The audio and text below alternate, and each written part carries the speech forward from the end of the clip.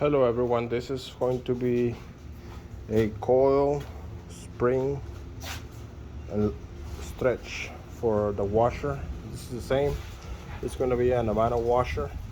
My tub was pretty loose in and out, and I had to stretch the coils because I didn't want them to replace them. I had to do is take them out of the washer two at a time. Hello. And then you take them out. Instead of replacing them, you pull the spring apart. This is about a foot length. I over pulled them because when you put them back, you're gonna compress them, and I want them to have a long life. So that's about a foot. All you gotta do is grab some gloves and pull them apart with a screwdriver or pliers from here to here, kind of like even out. It's gonna be about a foot length. They're actually compressed because of the heavy loads and the usage, and the tub kind of bounces back and forth and hits the sides and everything. And this is so you don't have to replace them. You have to take them out the original because they're still good. The bushings, everything's good, and all you have to do is enlarge them, pull them apart because that's the original spring, and this is still good. These are the bushings on top. They're still good. They're still usable. And then you put them back 2 by 1, 2 by 2, one on each side, and then pull them about a foot length, a little over a foot. And then once you pull them up, put them back, put them the same way, and then they're gonna be not anymore, and it's gonna be stiff. And then you're not gonna have any problems or any codes of it spinning and hitting the sides of the washer. And this is a free and easy repair when the springs and the bushings are good. If the bushings are bad, then you have to replace the whole assembly. But this one, the bushings and everything is pretty good condition, and the ones on top. So I'm gonna put them back 2 by 2, the pair.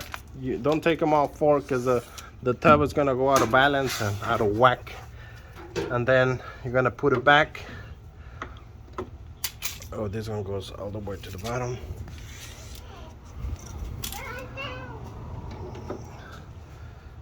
Put them back. There it is. The other one. Put it back with the pushing down. This is the bottom one. There you go.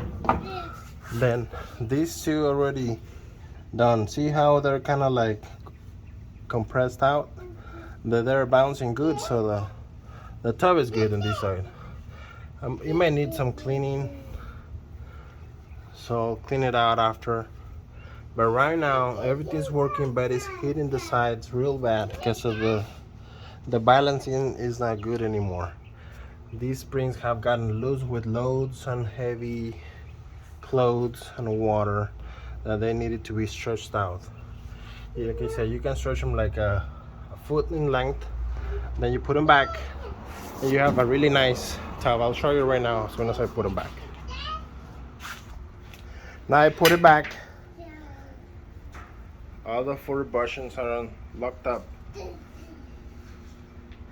And then you're gonna have to push it down. See, before that it was bouncing up and down just like a ball.